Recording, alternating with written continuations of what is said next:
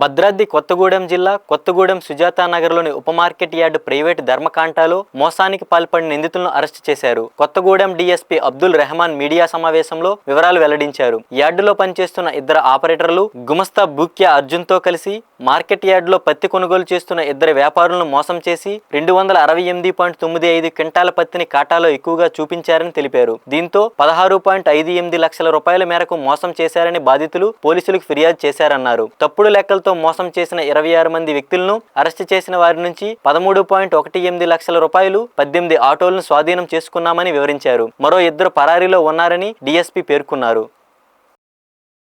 269 క్వింటాల పత్తిని ఎక్కువ డబ్బులు ఇచ్చినారు.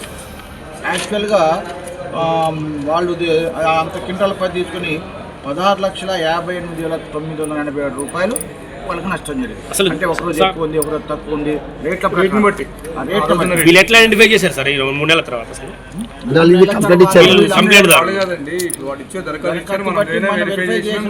టాలీ చేయాలి కదా.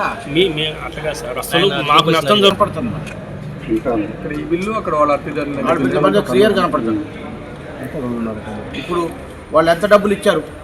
ఫర్ ఎగ్జాంపుల్ ఒక రామారావు అనే వ్యక్తి ఉండు. రామారావు అనే వ్యక్తి పలానా ఆటో తీసుకొచ్చిండు 1వ తారీఖు 3వ నెల.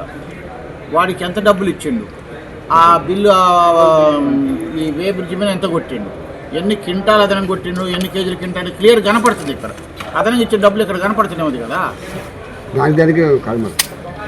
అది ఇదొక వింత, అంటే క్రియేటెడ్ చేయబడిన పెద్ద తెలివిగా క్రియేట్ చేయబడిన చీటింగ్ అనమాట.